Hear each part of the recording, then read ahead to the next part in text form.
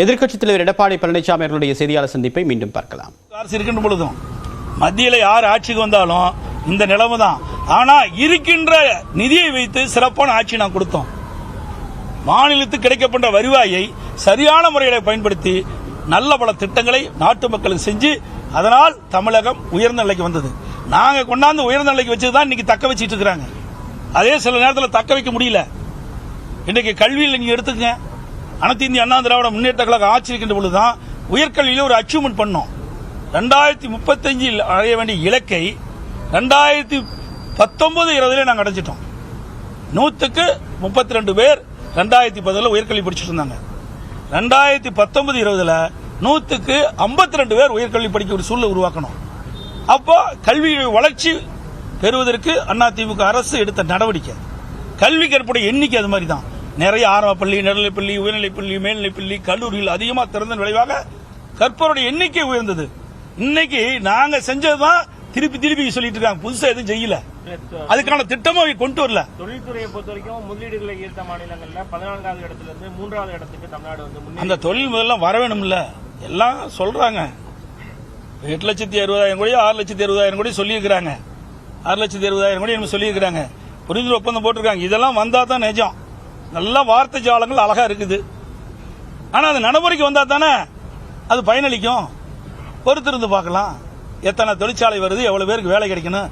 ஆனா அனைத்து இந்திய அண்ணா திராவிட முன்னேற்ற கழகம் ஆட்சி இருக்கின்ற பொழுது நிறைய திட்டங்களை கொண்டாந்தோம். நிறைய தொழில் முதலீட்டு மாநாட்டை முத கொண்டு வந்து அந்த திட்டத்தை கொண்டாந்து மாண்புமிகு அம்மா அவர்கள் 2015 தொழில் முதலீட்டாளர் மாநாட்டை நடத்தணும்.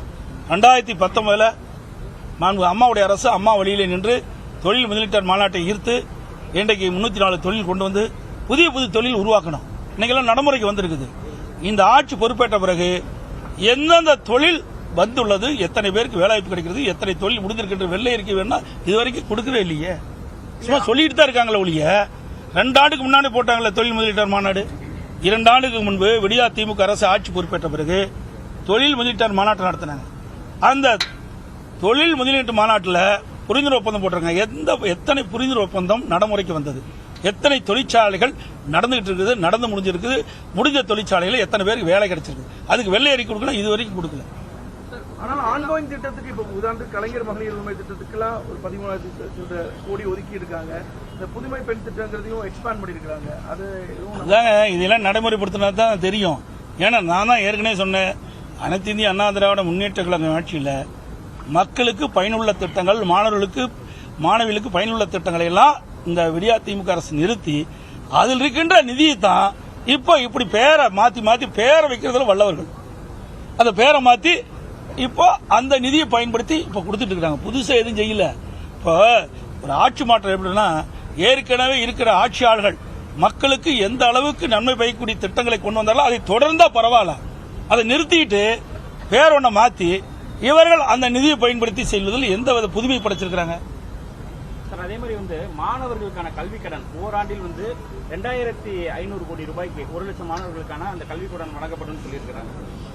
ஏற்கனவே 2021 சட்டமன்ற பொதுத் தேர்தலும் போது இன்றைய முதலமைச்சர், இன்றைக்கு எதிர்க்கட்சி தலைவர், திராவிட முன்னேற்ற கழக தலைவர் என்ன சொன்னாரு, இன்றைக்கு இளைஞர்கள் மாணவர்கள் வங்கி கடன் தள்ளுபடி செய்யணும்னு சொன்னார்.